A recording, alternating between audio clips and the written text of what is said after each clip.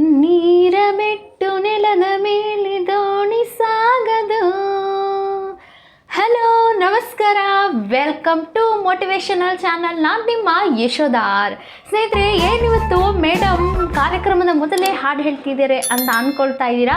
S, ಇವತ್ತಿನ ಒಂದು ಒಳ್ಳೆ ವಾಟರ್ ಟೆಕ್ನಿಕ್ನ, ವಾಟರ್ ಅಫರ್ಮೇಷನ್ ಮ್ಯಾನಿಫೆಸ್ಟೇಷನ್ನ, ಬ್ಯೂಟಿಫುಲ್ ಆಗಿರ್ತಕ್ಕಂಥ ಮ್ಯಾನಿಫೆಸ್ಟೇಷನ್ನ ನಿಮ್ಮೊಂದಿಗೆ ಬರ್ತಾ ಇದ್ದೀನಿ, ಚರ್ಚಿಸ್ತಾ ಹೋಗೋಣ.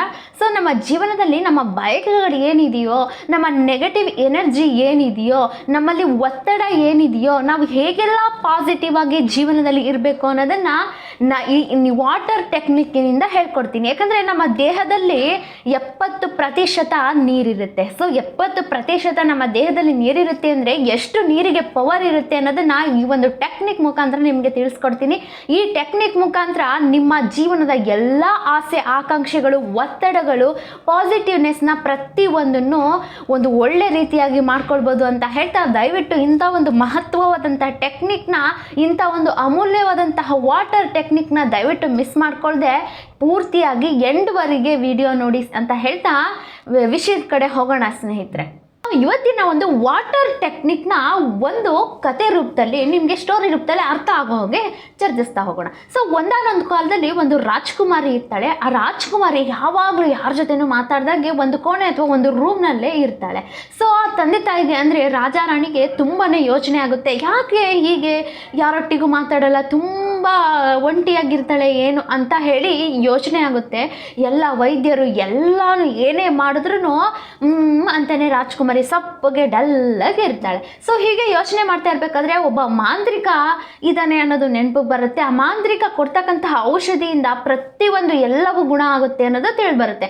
ಸೊ ಪ್ರಜೆಗಳಿಗೆ ಹೇಳಿ, ಹೋಗ್ರಪ್ಪ ಕರ್ಕೊಂಡು ಬನ್ನಿ ಆ ಮಾಂತ್ರಿಕನ ಅಂತ ಹೇಳಿ ರಾಜ ಹೇಳ್ತಾನೆ ಪ್ರಜೆಗಳಿಗೆ. ಹೋಗಿ ಕರ್ಕೊಂಡು ಬರ್ತಾರೆ ಮಾಂತ್ರಿಕನ. ರಾಜ ಹೇಳ್ತಾನೆ, ನೋಡಪ್ಪ, ನಿನಗೆಷ್ಟು ಸಂಪತ್ತು ಬೇಕೋ ಅದನ್ನೆಲ್ಲ ತಗೋ, ನಿನಗೇನು ಬೇಕೋ ಅದನ್ನೆಲ್ಲ ತಗೋ. ಒಟ್ಟಾರೆಯಾಗಿ ನನ್ನ ಮಗಳು ಆ ರೂಮ್ ಬಿಟ್ಟು ಆಚೆ ಬರಬೇಕು, ಎಲ್ಲರೊಟ್ಟಿಗೂ ಸಂತೋಷವಾಗಿರಬೇಕು ಅಂತ ರಾಜ ಹೇಳ್ತಾನೆ ಮಾಂತ್ರಿಕಂಗೆ. Okay, I do will it ಅಂತ ಮಾಂತ್ರಿಕ ಹೇಳ್ತಾನೆ. ಮಾಂತ್ರಿಕ ಹೇಳಿಬಿಟ್ಟು ರಾಣಿ ಇರ್ತಕ್ಕಂತಹ ಕೋಣೆಗೆ ಹೋಗಿ ರಾಣಿಗೆ ಒಂದು ಗಾಜಿನ ಪಟ್ಟಣದಲ್ಲಿರ್ತಕ್ಕಂಥ ಔಷಧಿಯನ್ನು ಕೊಡ್ತಾನೆ. ಸೊ ಔಷಧಿಯನ್ನು ಕೊಟ್ಬಿಟ್ಟು ಮಾಂತ್ರಿಕ ರಾಣಿಗೆ ಏನೋ ಕಿವಿಲಿ ಗುಸು ಬಿಸಿ ಬಿಸಿ ಬಿಸಿ ಏನೋ ಒಂದು ಹೇಳ್ತಾನೆ. ಅದು ಏನು ಹೇಳ್ತಾನೆ ಅನ್ನೋದು ಯಾರಿಗೂ ಗೊತ್ತಾಗಲ್ಲ. ಸೊ ಅದನ್ನು ಕೊಟ್ಟು ಬಂದ ಒಂದು ವಾರ ಅದೇ ರೀತಿ ರಾಜ್ಕುಮಾರಿ ಅಂತ ಸಪ್ಪಗೆ ಹೇಗೆ ಡಲ್ ಆಗಿರುತ್ತೆ. 2 ವಾರ ಕಳೆಯುತ್ತೆ. ಸ್ವಲ್ಪ ನಿಧಾನವಾಗಿ ಚೇತರಿಸ್ಕೊಳ್ತಾ ಬರ್ತಾಳೆ, ಸ್ಮೈಲ್ ಮಾಡ್ತಾ ಬರ್ತಾಳೆ. ಸೊ ಹೀಗೆ 3 ವಾರ 4 ವಾರ ಕಳೆದ ನಂತರ ಎಲ್ಲರೊಟ್ಟಿಗೂ ಬಂದು ನಗ್ನಗ್ತಾ, ಹಾಯ್ ನಿಮ್ಮ ನಮಸ್ಕಾರ, ನಿಮ್ಮ ಜೀವನದಲ್ಲಿ ಏನೇನು ನಡೀತಾ ಇದೆ ಅಂತ ಎಲ್ಲರೊಟ್ಟಿಗೂ ತುಂಬ ಖುಷಿಯಾಗಿ ಮಾತಾಡ್ತಾಳೆ. ಎಲ್ಲ ಪ್ರಜೆಗಳಿಗೆಲ್ಲ ತುಂಬ ಆಶ್ಚರ್ಯ ಆಗುತ್ತೆ. ಯಾಕಂದರೆ ಹುಡುಗಿ ನಕ್ಕಿರೋದು ನೋಡೇ ಇರಲಿಲ್ವಲ್ಲ, ಹಾಗಾಗಿ. ಸೊ ಎಲ್ರಿಗೂ ಒಂದು ಶಾಕ್ ಆಗುತ್ತೆ. ಆ ಗಾಜಿನ ಪೊಟ್ಟಣದಲ್ಲಿ ಇರ್ತಕ್ಕಂತಹ ಔಷಧಿ ಏನು, ಆ ಮಾಂತ್ರಿಕ ಕಿವಿನಲ್ಲಿ ಏನು ಹೇಳ್ದ, ಹೋಗ್ರಪ್ಪ ಅವ್ರನ್ನ ಕರ್ಕೊಂಡು ಬನ್ನಿ ಅಂತ. ಆ ಮಾಂತ್ರಿಕನ್ನ ಕೇಳ್ತಾರೆ, ನೀನು ಗಾಜಿನ ಪಟ್ಟಣದಲ್ಲಿ ಏನು ಕೊಟ್ಟೆ ಅಂತ ಹೇಳ್ತಾನೆ.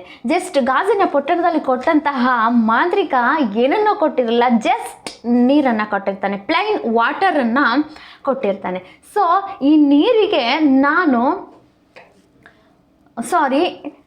ಕಿವಿನಲ್ಲಿ ಏನು ಹೇಳಿದೆ ನನ್ನ ಮಗಳಿಗೆ ಅಂತ ರಾಜ ಕೇಳಿದಾಗ, ಜಸ್ಟ್ ಈ ನೀರಿನಲ್ಲಿ ನಾನು ಏನೂ ಹೇಳಲಿಲ್ಲ, ಈ ನೀರನ್ನು ಹಿಡ್ಕೊಂಡು ನಿನಗೆಷ್ಟು ಕೋಪ ಇದೆ, ನಿನಗೆಷ್ಟು ಮನಸ್ತಾಪ ಇದೆ, ನಿನಗೆಷ್ಟು ಅಹಂಕಾರ ಇದೆ, ಎಷ್ಟು ಈಗೋ ಇದೆ, ಅಷ್ಟೆಲ್ಲವೂ ಕೂಡ ಈ ನೀರಿಗಿದೆ.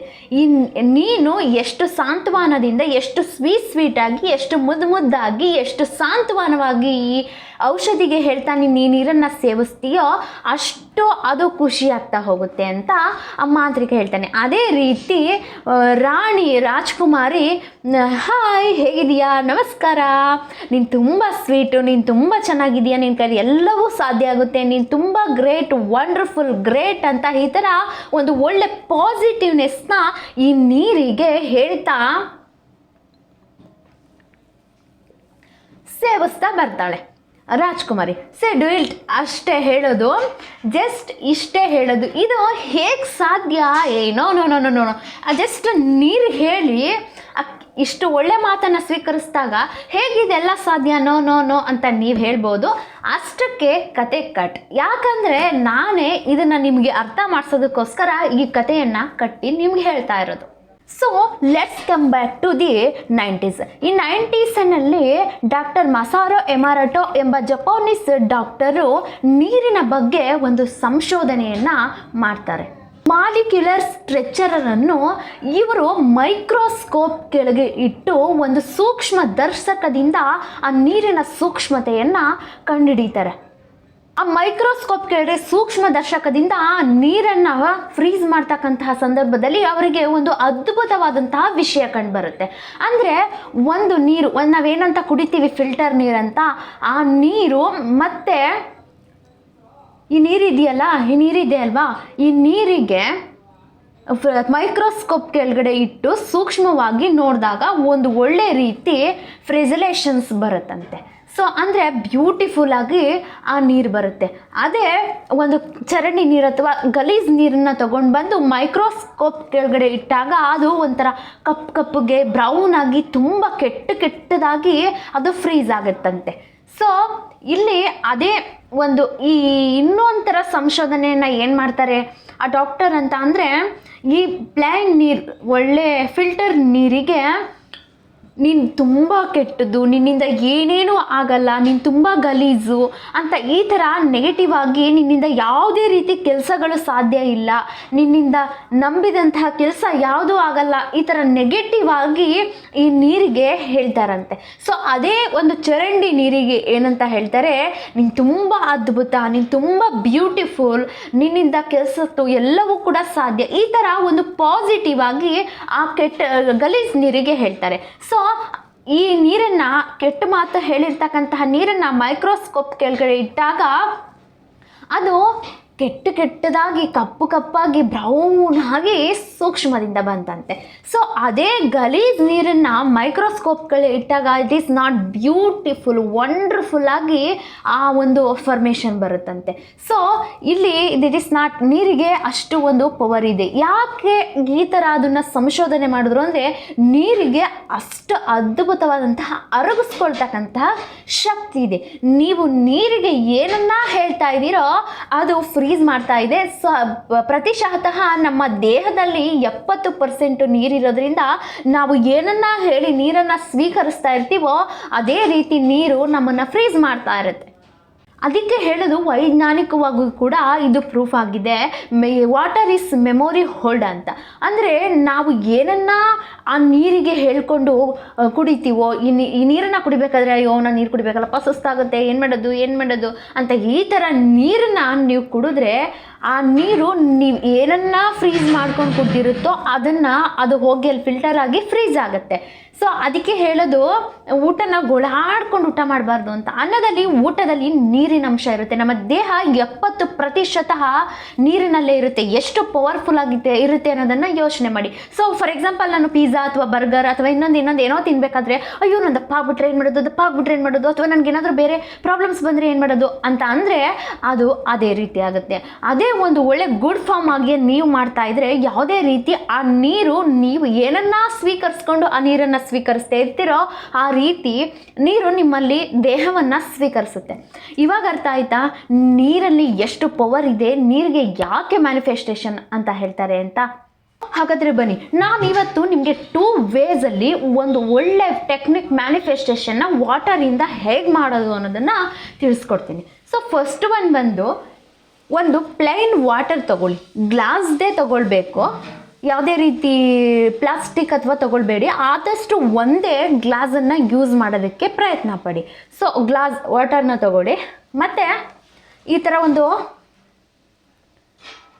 ಸ್ಟಿಚ್ ಬರುತ್ತೆ, ಈ ಸ್ಟಿಚ್ಚನ್ನು ತಗೊಂಡು ಈ ಥರ ಇದಕ್ಕೆ ಅಂಟಿಸ್ಕೊಳ್ಳಿ. ಗುರು ಅಂಟ್ಕೊಳ್ಳಪ್ಪ.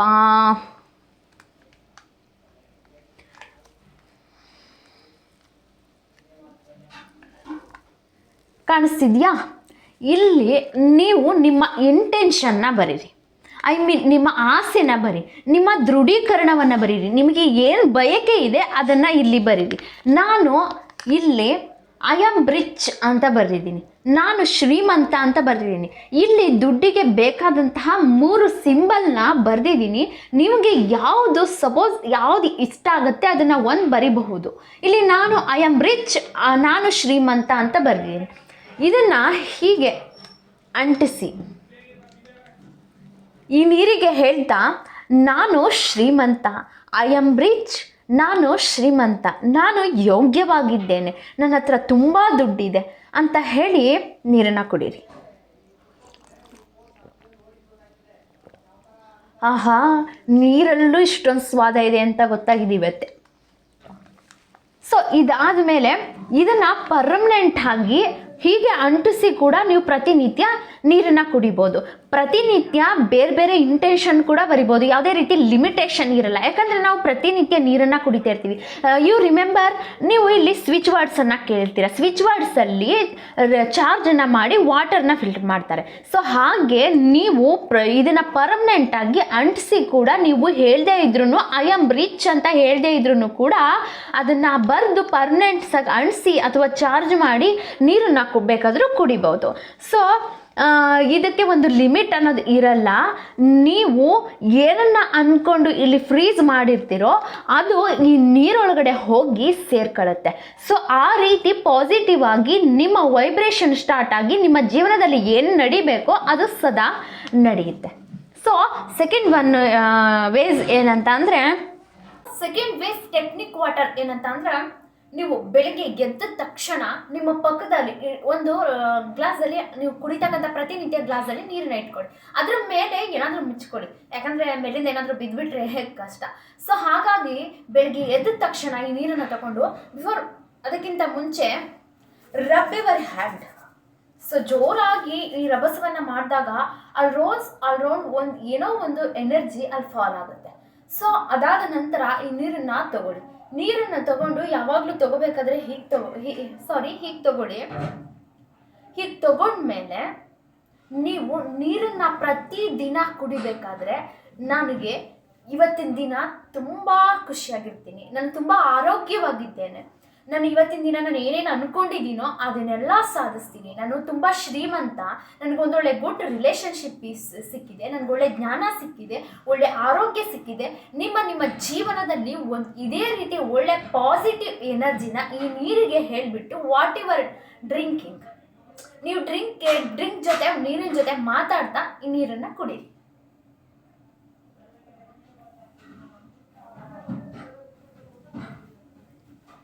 ಓಕೆ, ಪ್ರತಿನಿತ್ಯ ಈ ಥರ ಮಾಡ್ಕೊಂಡು ಬರೋದ್ರಿಂದ ಈ ನೀರಿಗೆ ನೀವು ಹೇಳಿ ಏನು 70% ನೀರಿದೆ ದೇಹದಲ್ಲಿ ಅಂದರೆ, ಈ ನೀರಿಗೆ ನೀವು ಏನನ್ನ ಹೇಳ್ಕೊಂಡು ಕುಡಿತಾ ಇರ್ತೀರೋ ನಿಜವಾಗ್ಲೂ ಕೂಡ ಅದೇ ರಿಯಾಲಿಟಿ ಆಗುತ್ತೆ. ಯಾಕಂದರೆ ಮನುಷ್ಯ ನೆಗೆಟಿವ್ ಆಗೋದು ನಮ್ಮಿಂದಲೇ. ನನಗೆ ಹುಷಾರಿಲ್ಲಪ್ಪ, ನನಗೆ ಸುಸ್ತಾಗ್ತಿದೆ, ನನಗೆ ಆ ಥರ ಆಗ್ತಿದೆ, ಈ ಥರ ಆಗ್ತಿದೆ ಅನ್ನೋ ವ್ಯಕ್ತಿಗಳು ಅದೇ ರೀತಿ. ಯಾಕಂದರೆ ನಿಮ್ಮ ಟಾಕ್ ಅದರ ಮ್ಯಾನಿಫೆಸ್ಟೇಷನ್ ಮೈಂಡ್ಗೆ ಮಾಡ್ತಾ ಇದೆ.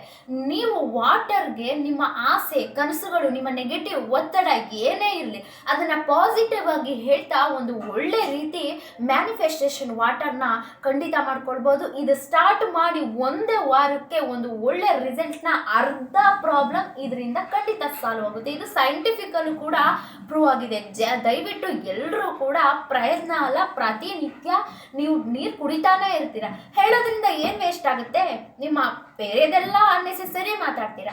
ನೀರಿನ ಜೊತೆ ಒಳ್ಳೊಳ್ಳೆ ಮಾತಾಡ್ತಾ ನಿಮ್ಮ ಜೀವನವನ್ನು ಒಂದು ಒಳ್ಳೆ ರೀತಿ ತಗೊಂಡೋಗಿ ಅಂತ ಹೇಳ್ತಾ, ಐ ಹೋಪ್ ನಿಮಗೆ ಇವತ್ತಿನ video water manifestation and water technique 2 ವೇಸಲ್ಲಿ ಹೇಳ್ಕೊಟ್ಟಿದ್ದೀನಿ. ಪ್ರತಿನಿತ್ಯ ನೀವು ಇದನ್ನು ಫಾಲೋ ಮಾಡುತ್ತಾ ಬಂದರೆ ನಿಮ್ಮ ಜೀವನ ಯಾವುದೇ ರೀತಿ ಒತ್ತಡಕ್ಕಾಗದೆ, ನೆಗೆಟಿವ್ ಆಗದೆ, ನಿಮ್ಮ ಆಸೆಗಳನ್ನು ಕೂಡ ಜೊತೆಗೆ ನಿಮಗೆ ಆರೋಗ್ಯ ಬೇಕಾ, ದುಡ್ಡು ಬೇಕಾ, ನಿಮಗೆ ಏನೇನು ಬೇಕೋ ಅದನ್ನೆಲ್ಲ ತಗೊಳ್ಬೋದು ಅಂತ ಹೇಳ್ತಾ, ಐ ಹೋಪ್ ನಿಮಗೆ ದಯವಿಟ್ಟು ಎಲ್ರಿಗೂ ಕೂಡ ಶೇರ್ ಮಾಡಿ. ಹಾಗೆ ನಿಮಗೆ ವಿಡಿಯೋ ಇಷ್ಟ ಆಗಿದ್ರೆ ದಯವಿಟ್ಟು ಲೈಕ್ ಮಾಡಿ.